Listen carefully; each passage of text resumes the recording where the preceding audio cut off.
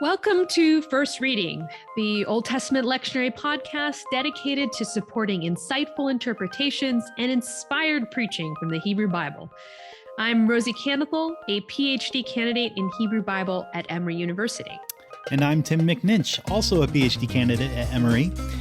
Insightful interpretations and inspired preaching. That's a lot of eyes. I like that. I know. Didn't you like that? I came up with that. Fantastic.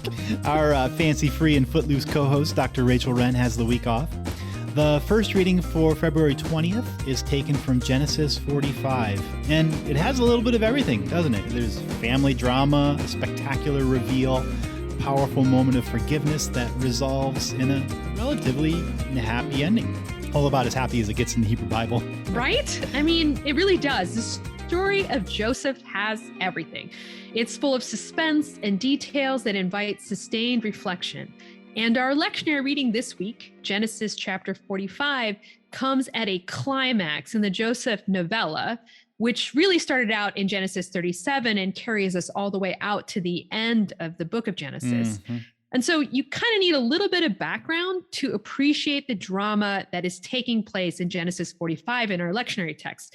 So it's worth doing a reread if you're preaching this text. I promise it's quick and it's exciting. Yeah. But here's the lowdown, right? So driven by famine here at the beginning of chapter 45 of Genesis and a threat of starvation, Joseph's brothers, who had sold him into slavery long ago, have traveled to nearby Egypt to buy grain. Now, against all odds, and after years of suffering, Joseph has risen from a slave and a prisoner to the top of the food chain in Egypt, second only to Pharaoh. It is Joseph who is in charge of Pharaoh's grain supply when his brothers come begging for food to buy and then survive. But after all these years, the brothers that sold Joseph into slavery don't recognize him anymore.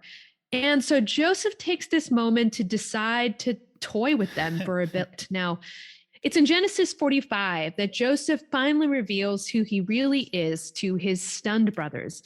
And in a second surprise, instead of coming at them with revenge, Joseph chooses to respond with deep compassion. At the end of this lectionary passage, Joseph kisses all of his brothers and weeps upon them.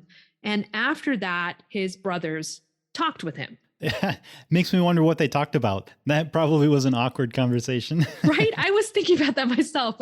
Yeah, sorry about selling you into slavery and then telling our father you were dead, Joseph. But cool that you're second in charge to Pharaoh now? How'd you manage that anyway?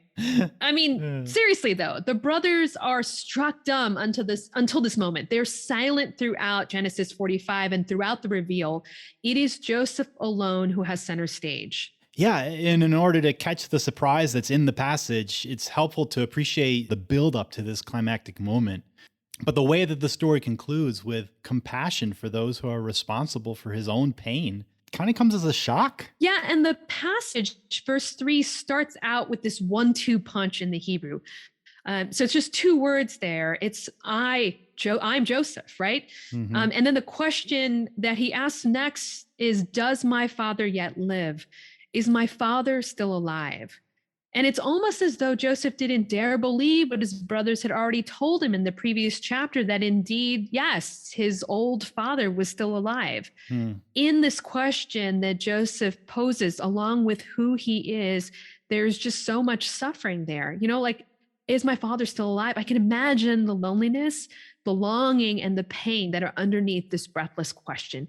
Is my father still alive?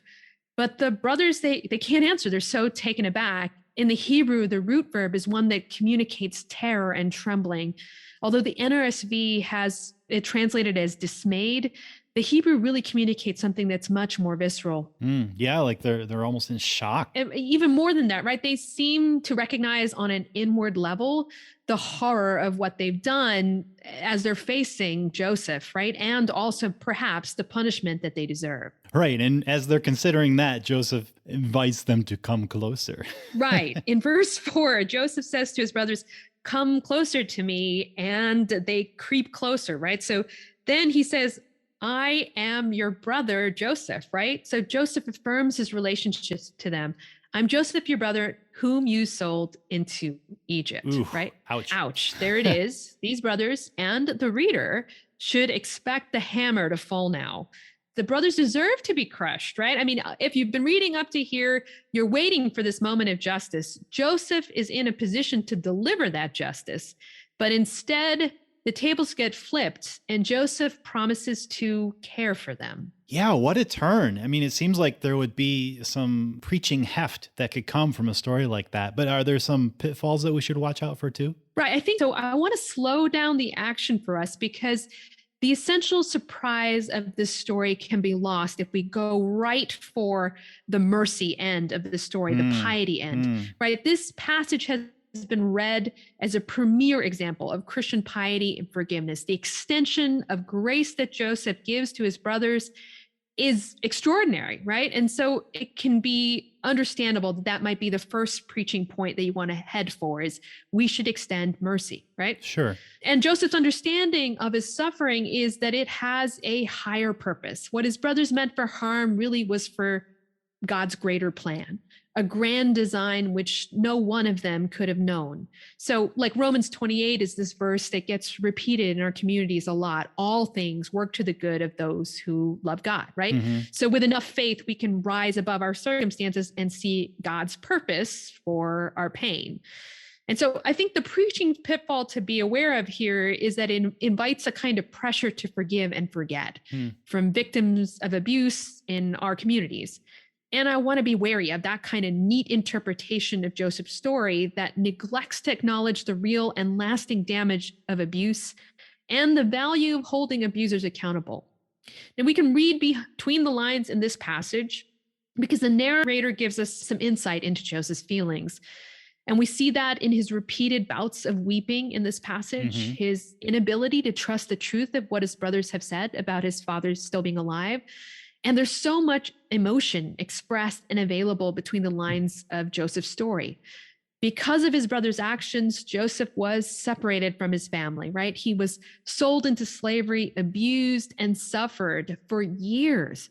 Joseph can never get back the years that he lost, that time with his family and his loved ones. And it's important to recognize that forgiveness and reconciliation like this is not a one-shot deal, but it's a process that involves mourning those deep losses. Yeah, that makes a lot of sense to me. And even though there's a picture of reconciliation in this story, we see that there's tension that continues in the relationship between Joseph and his brothers, through the rest of their lives. Even the, glimpses that we get in this story as it moves forward, there's enduring mistrust and fear. Some things have been broken that can't be easily put back together. That's really well said. That enduring loss of trust continues in the story if you're able to kind of read and see that, right?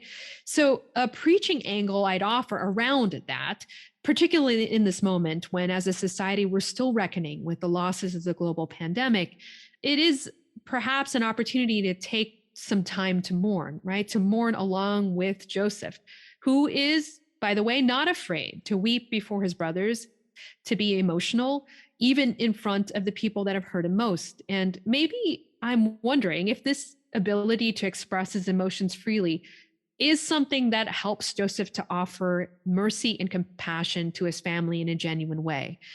An invitation, perhaps, to pause with the story of Joseph, to recognize pain and loss for at least a few minutes, to mourn it, to offer it the opportunity to speak, and then offer authentic mercy and compassion. Now, that is a preaching angle that I find compelling. Definitely it is. And, we're recording this in January, which is not long after the death of Desmond Tutu. And so I can't help reading a story like this without thinking about Tutu's work with truth and reconciliation in South Africa. Those sort of twin values of forgiveness and reconciliation, along with telling the truth and acknowledging the reality of the pain that people had experienced and that still impacts their lives moving forward. So what a relevant text for this era. Well, that's going to wrap us up for this week's episode. Well done, Rosy. Thank you so much for preparing that. My pleasure. Remember, friends, all of our episodes are over at firstreadingpodcast.com and posted on our Facebook page. We're so grateful to those of you who sustain First Reading with your donations, and you can find a big button to do that on the website. Of course, if giving financially isn't in the cards, don't worry about it. We're just happy to have you listening and getting something helpful from this resource. Thank you as always to Trinity Lutheran Seminary at Capital University for their generous grant in support of First Reading. And thanks to you all for listening. Until next time, I'm Tim McNinch. And I'm Rosy Candicle. Have a great week.